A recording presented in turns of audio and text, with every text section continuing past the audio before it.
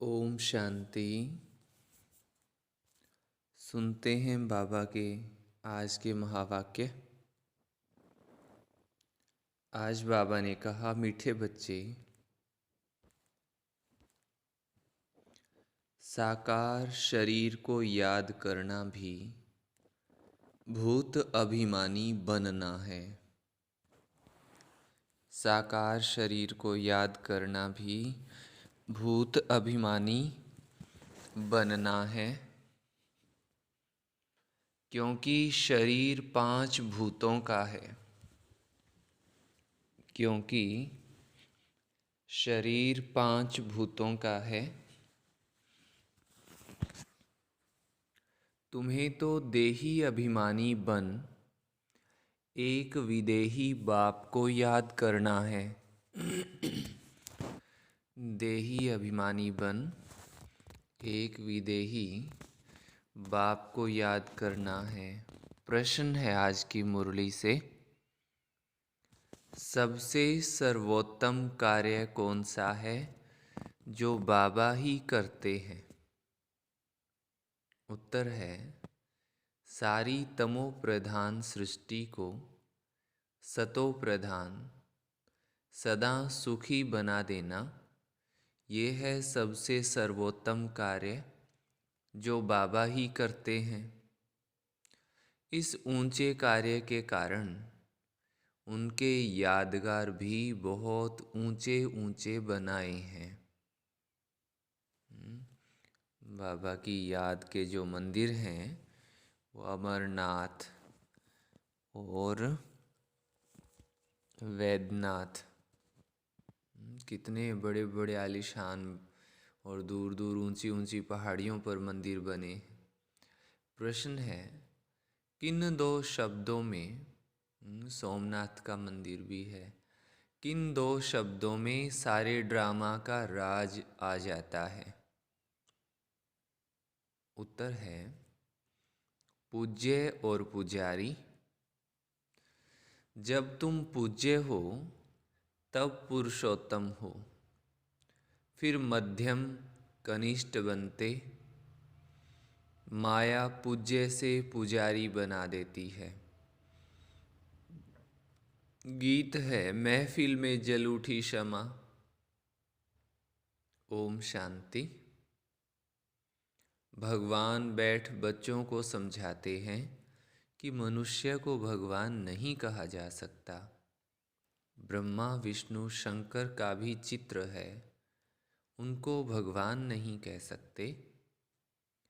परम पिता परमात्मा का निवास उनसे भी ऊंचा है, उनको ही प्रभु, ईश्वर, भगवान आदि कहते हैं।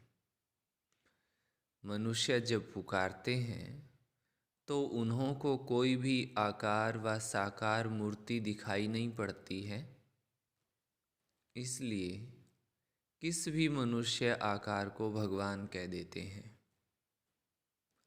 सन्यासियों को भी देखते हैं तो कहते हैं भगवान, परंतु भगवान खुद समझाते हैं कि मनुष्य को भगवान नहीं कहा जा सकता। निराकार भगवान को तो बहुत याद करते हैं। जिन्होंने गुरु नहीं किया है, छोटे बच्चे हैं, उनको भी सिखाया जाता है कि परमात्मा को याद करो, परंतु किस परमात्मा को याद करो ये नहीं बताया जाता है। कोई भी चित्र बुद्धि में नहीं रहता है।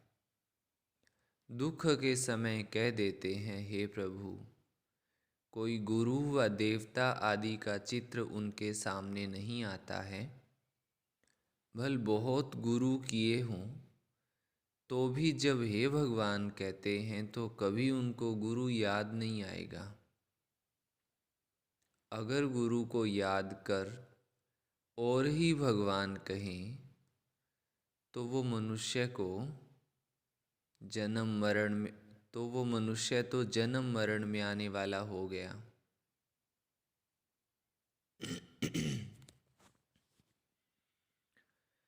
तो ये गोया 5 तत्वों के बने हुए शरीर को याद करते हैं, जिसको पांच भूत कहा जाता है।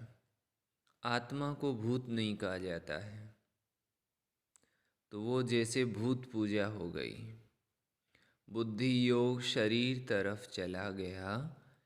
अगर किसी मनुष्य को भगवान समझते हैं तो ऐसे नहीं कि उनमें जो आत्मा है उसको याद करते हैं। नहीं, आत्मा तो दोनों में है, याद करने वाले में भी और जिसको याद करते हैं उनमें भी।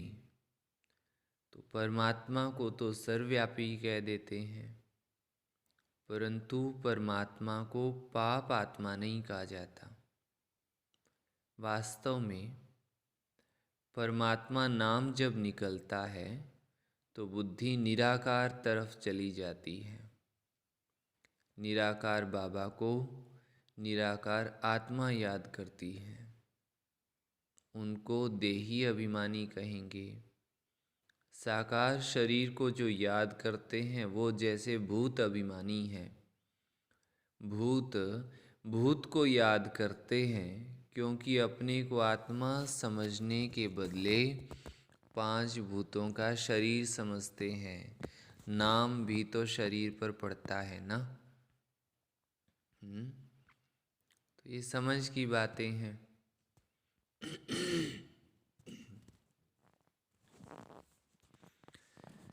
नाम भी तो शरीर पर पड़ता है ना। अपने को भी पांच तत्वों का भूत समझते हैं और उनको भी शरीर से याद करते हैं। देही अभिमानी तो है ही नहीं। अपने को निराकार आत्मा समझें तो निराकार परमात्मा को याद करें। सभी आत्माओं का संबंध पहले पहले परमात्मा से है। आत्मा दुख में परमात्मा को ही याद करती है, उनके साथ संबंध है। वो आत्माओं को सभी दुखों से छुड़ाते हैं। उनको क्षमा भी कहते हैं। कोई बत्ती आदि की तो बात ही नहीं है। वो तो परमपिता परमात्मा है। क्षमा कहने से मनुष्य फिर ज्योति समझ लेते हैं। ये तो बाबा ने खुद समझाया है, मैं परम आत्मा हूँ जिसका नाम शिव है। शिव को रुद्र भी कहते हैं। उस निराकार के ही अनेक नाम हैं, और कोई इतने नाम नहीं है। ब्रह्मा विष्णु शंकर का एक ही नाम है। जो भी देहधारी है उन्हों का एक ही नाम है। एक ईश्वर को ही अनेक नाम दिए जाते हैं। उनकी महिमा अपरम अपार है। मनुष्य का एक नाम फिक्स है। अब तुम मर्जीवा बने हो तो तुम्हारे पर दूसरा नाम रखा गया है, जिससे पुराना सब भूल जाए। तुम परमपिता परमात्मा के आगे जीते जी मरते हो। तो ये है मर्जीवा जन्म। तो जरूर मात पिता के पास जन्म लिया जाता है। ये गुह्य बातें बाबा बैठ तुमको समझाते हैं। दुनिया तो शिव को जानती ही नहीं है। ब्रह्मा विष्णु शंकर को जानती है। ब्रह्मा का दिन ब्रह्मा की रात भी कहते हैं। ये भी सिर्फ सुना है, ब्रह्मा द्वारा स्थापना, परंतु कैसे ये नहीं जानते हैं। अब क्रिएटर तो जरूर नया धर्म नई दुनिया रचेगा। ब्रह्मा द्वारा ब्राह्मण कुल ही रचेगा। तुम ब्राह्मण ब्रह्मा को नहीं परंतु परम पिता परमात्मा को याद करते हो, क्योंकि ब्रह्मा द्वारा तुम उनके बने हो। बाहर वाले देह अभिमानी ब्राह्मण ऐसे अपने को ब्रह्मा के बच्चे और शिव के पोत्रे नहीं कहेंगे। शिव बाबा जिसकी जयंती भी बनाते हैं, परंतु उनको न जानने के कारण उनका कदर नहीं है। उनके मंदिर में जाते हैं, समझते हैं ये ब्रह्मा विष्णु शंकर व लक्ष्मी नारायण तो नहीं है, वो जरूर निराकार परमात्मा है। और सभी एक्टर्स का अपना अपना पार्ट है। पुनर्जन्म लेते हैं तो भी अपना नाम धरते हैं। ये परम पिता परमात्मा एक ही है, जिसका व्यक्त नाम रूप नहीं है, परंतु मूढ़मती मनुष्य समझते नहीं है।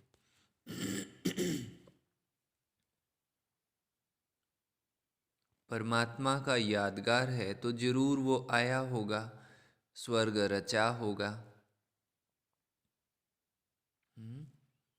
बाबा आए हैं और स्वर्ग रचा है, नहीं तो स्वर्ग कौन रचेगा।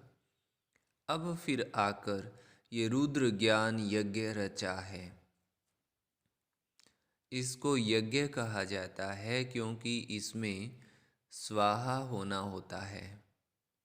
यज्ञ तो बहुत मनुष्य रचते हैं, वो तो सब है भक्ति मार्ग के स्थूल यज्ञ। ये परमपिता परमात्मा स्वयं आकर यज्ञ रचते हैं, बच्चों को पढ़ाते हैं। यज्ञ जब रचते हैं तो उसमें भी ब्राह्मण लोग शास्त्र कथाएं आदि सुनाते हैं। ये बाबा तो ज्ञान का सागर है। शिव बाबा ज्ञान का सागर है। कहते हैं ये गीता भागवत आदि शास्त्र सभी भक्ति मार्ग के हैं। ये मैटेरियल यज्ञ भी भक्ति मार्ग के हैं।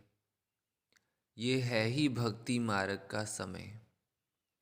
जब कलयुग का अंत आए तब भक्ति का भी अंत आए, तभी भगवान आकर मिले, क्योंकि वही भक्ति का फल देने वाला है। उनको ज्ञान सूर्य कहा जाता है। ज्ञान चंद्रमा, ज्ञान सूर्य और ज्ञान लकी सितारे। अच्छा, ज्ञान सूर्य तो है बाबा, फिर माता चाहिए ज्ञान चंद्रमा। तो जिस तन में प्रवेश किया है वो हो गई ज्ञान चंद्रमा माता, और बाकी सब है बच्चे लकी सितारे। इस हिसाब से जगदम्बा भी लकी स्टार हो गई, क्योंकि बच्चे ठहरे ना। सितारों में कोई सबसे तीखा भी होता है, वैसे यहाँ भी नंबरवार है। वो है स्थूल आकाश के सूर्य चांद और सितारे, और ये है ज्ञान की बात। जैसे वो पानी की नदियाँ और ये है ज्ञान की नदियाँ, जो ज्ञान सागर से निकली है। अब शिव जयंती मनाते हैं, जरूर वो सारे सृष्टि का बाप आते हैं, आकर जरूर स्वर्ग रचते हैं। बाबा आते हैं और आकर के स्वर्ग रचते हैं, है ना। तभी तो शिव जयंती मनाते हैं। बाबा आते ही हैं आदि सनातन देवी देवता धर्म की स्थापना करने, जो प्राय लोप हो गया है। गवर्नमेंट भी कोई धर्म को नहीं मानती है। कहते हैं हमारा कोई धर्म नहीं है, ये ठीक कहते हैं। बाबा भी कहते हैं भारत का आदि सनातन देवी देवता धर्म प्राय लोप है, धर्म में ताकत रहती है। भारतवासी अपने देवता धर्म में थे तो बहुत सुखी थे। वर्ल्ड ऑलमाइटी अथॉरिटी राज्य था, पुरुषोत्तम राज्य करते थे। श्री लक्ष्मी नारायण को ही पुरुषोत्तम कहा जाता है। नंबरवार ऊंच नीच तो होते हैं, सर्वोत्तम पुरुष, फिर मध्यम पुरुष, सर्वोत्तम पुरुष, उत्तम पुरुष, मध्यम कनिष्ठ पुरुष तो होते ही हैं। पहले पहले सभी से सर्वोत्तम पुरुष जो बनते हैं वही फिर मध्यम कनिष्ठ बनते हैं। तो लक्ष्मी नारायण है पुरुषोत्तम, सभी पुरुषों में उत्तम। फिर नीचे उतरते हैं तो देवता से क्षत्रिय, क्षत्रिय से फिर वैश्य, शूद्र, कनिष्ठ बनते हैं। सीताराम को भी पुरुषोत्तम नहीं कहेंगे। सभी राजाओं के राजा, सर्वोत्तम सतो प्रधान पुरुषोत्तम है लक्ष्मी नारायण।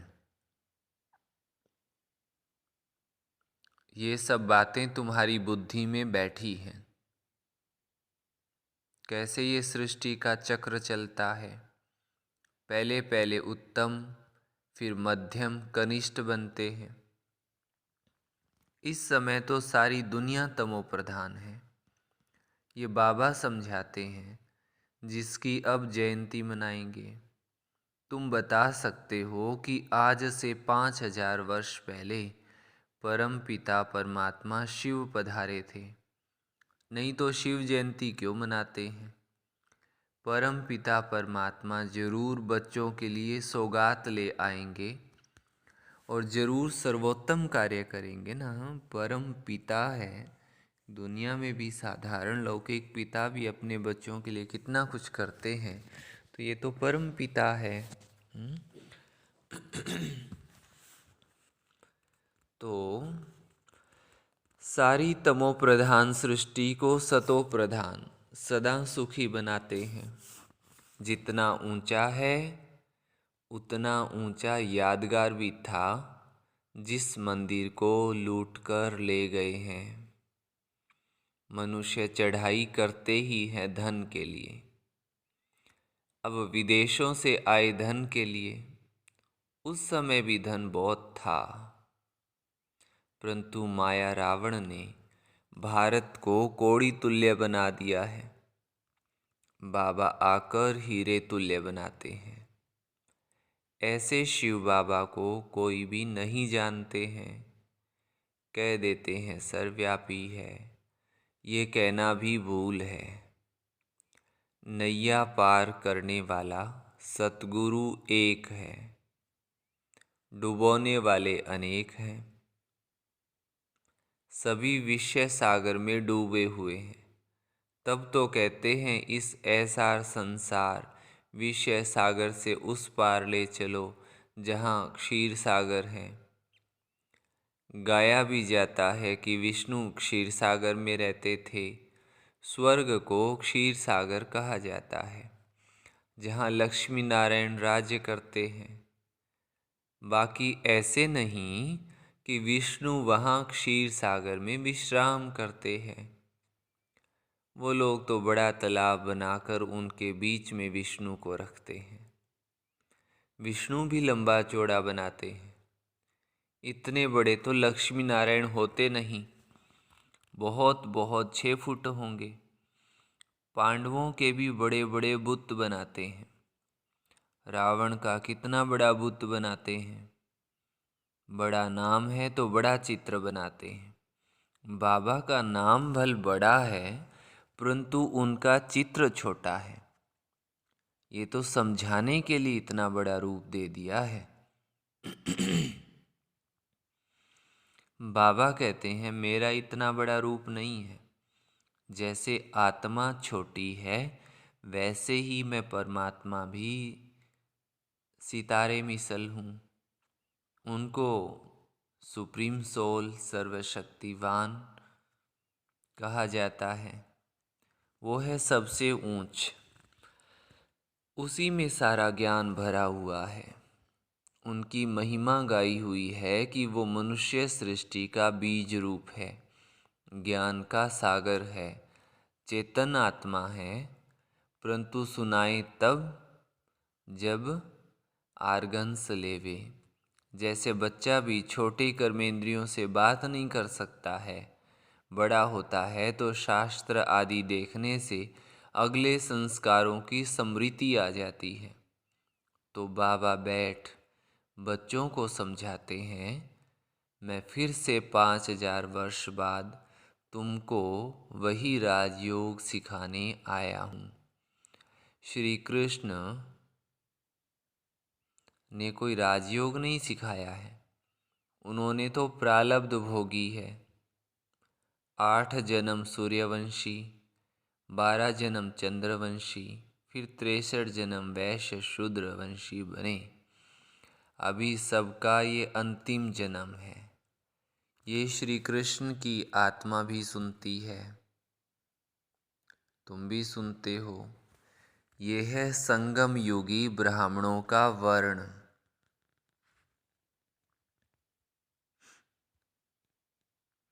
फिर तुम ब्राह्मण से जाकर देवता बनेंगे। ब्राह्मण धर्म, सूर्यवंशी देवता धर्म और चंद्रवंशी क्षत्रिय धर्म, तीनों का स्थापक एक ही परम पिता परमात्मा है। तो तीनों का शास्त्र भी एक होना चाहिए। अलग अलग कोई शास्त्र है नहीं। ब्रह्मा इतना बड़ा सभी का बाप है, प्रजापिता, उनका भी कोई शास्त्र है नहीं। एक गीता में ही भगवानुवाच है, ब्रह्मा भगवानुवाच नहीं है। ये है शिव भगवानुवाच ब्रह्मा द्वारा, जिससे शूद्रों को कन्वर्ट कर ब्राह्मण बनाया जाता है। ब्राह्मण ही देवता और जो नापास होते वो क्षत्रिय बन जाते हैं। 2 कला कम हो जाती है। कितना अच्छी रीति समझाते हैं। ऊंच से ऊंच है परम पिता परमात्मा। फिर ब्रह्मा विष्णु शंकर उनको भी पुरुषोत्तम नहीं कहेंगे। जो पुरुषोत्तम बनते हैं वही फिर कनिष्ठ भी बनते हैं। मनुष्यों में है सर्वोत्तम, मनुष्यों में सर्वोत्तम है लक्ष्मी नारायण, जिसके मंदिर भी हैं, परंतु उनकी महिमा को कोई नहीं जानता है, सिर्फ पूजा करते रहते हैं। अब तुम पुजारी से पूज्य बन रहे हो। माया फिर पुजारी बना देती है। ड्रामा ऐसा बना हुआ है, जब नाटक पूरा होता है तभी मुझे आना पड़ता है। बाबा अंत के समय में आते हैं। फिर वृद्धि होना भी ऑटोमेटिकली बंद हो जाता है। फिर तुम बच्चों को आकर अपना अपना पार्ट रिपीट करना है। ये परम पिता परमात्मा खुद बैठ समझाते हैं, जिसकी जयंती भक्ति मार्ग में मनाते हैं। ये तो मनाते ही रहेंगे। स्वर्ग में तो कोई की भी जयंती नहीं मनाते हैं। श्री कृष्ण राम आदि की भी जयंती नहीं मनाएंगे। वो तो खुद प्रैक्टिकल में होंगे। ये तो होकर गए हैं तब मनाते हैं। वहाँ वर्ष वर्ष श्री कृष्ण का जन्मदिन नहीं मनाएंगे। वहाँ तो सदैव खुशियाँ है ही हैं। जन्मदिन क्या बनाएंगे? बच्चे का नाम तो माता पिता ही रखते होंगे, क्योंकि गुरु तो वहाँ होता नहीं है। वास्तव में अब बाबा एक बात और विशेष हमें समझाते हैं।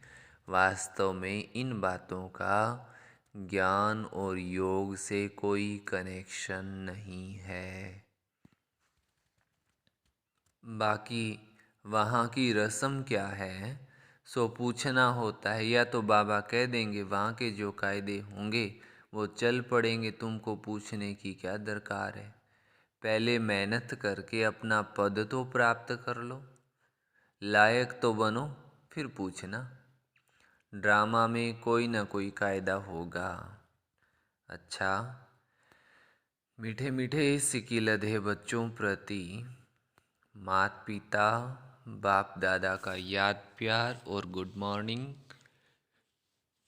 रूहानी बाप की रूहानी बच्चों को नमस्ते। रूहानी बच्चों की रूहानी बाप दादा को याद प्यार, गुड मॉर्निंग और नमस्ते। रूहानी बच्चों की रूहानी माता पिता बाप दादा को याद प्यार, गुड मॉर्निंग और नमस्ते। मुख्य सार है धारणा के लिए। फर्स्ट पॉइंट है, अपने को निराकार आत्मा समझ निराकार बाबा को याद करना है। क्या समझ खुद को निराकार आत्मा और फिर निराकार परमात्मा को ही याद करना है, किसी भी देहधारी को नहीं। किसी भी देहधारी को नहीं। मर्जीवा बन पुरानी बातों को बुद्धि से भूल जाना है। मर्जीवा बन पुरानी बातों को बुद्धि से भूल जाना है। सेकंड पॉइंट है, बाबा के रचे हुए इस रुद्र यज्ञ में संपूर्ण स्वाहा होना है।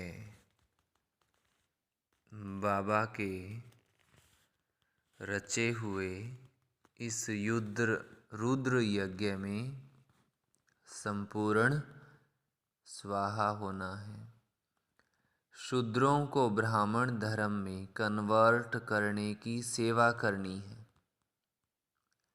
शूद्रों को ब्राह्मण धर्म में कन्वर्ट करने की सेवा करनी है। वरदान दिया बाबा ने। दिनचर्या की सेटिंग और बाबा के साथ द्वारा हर कार्य एक्यूरेट करने वाले विश्व कल्याणकारी भव। दिनचर्या की सेटिंग और बाबा के साथ द्वारा हर कार्य एक्यूरेट करने वाले विश्व कल्याणकारी भव। दुनिया में जो बड़े आदमी होते हैं उनकी दिनचर्या सेट होती है।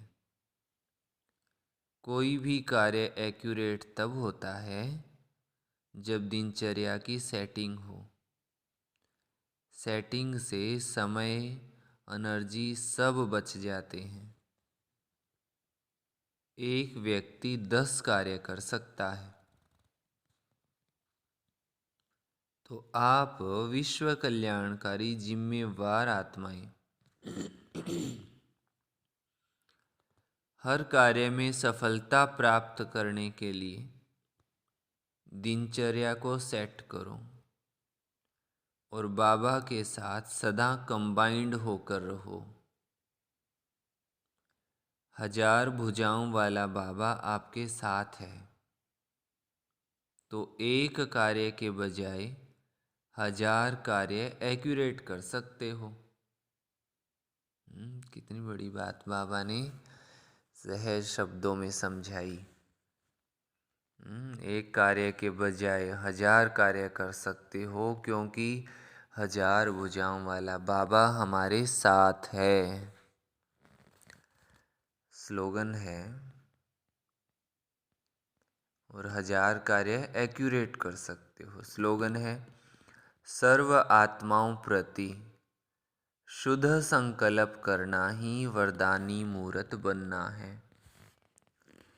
सर्व आत्माओं प्रति शुभ संकल्प करना ही वरदानी मूर्त बनना है। ये थी बाबा की आज की विशेष मुरली। तो बाबा ने बताया 5 भूतों के शरीर को याद नहीं करना है। देही अभिमानी बन विदेही बाबा को याद करना है। विशेष ये बात आज बाबा ने स्पष्ट हमें समझाई है। और बाबा हमारे लिए कितनी बड़ी सौगात लेकर के आए हैं। और परमात्मा सर्वव्यापी नहीं है, उन्हें कैसे याद करना है ये परमात्मा खुद बैठ करके समझाते। बाकी और बातों में जाने की बाबा कहे जरूरत नहीं है। यज्ञ में पूरा स्वाहा होना है, तो इन सभी बातों का हमें विशेष ध्यान रखते रहना है। अच्छा, सभी को ओम शांति।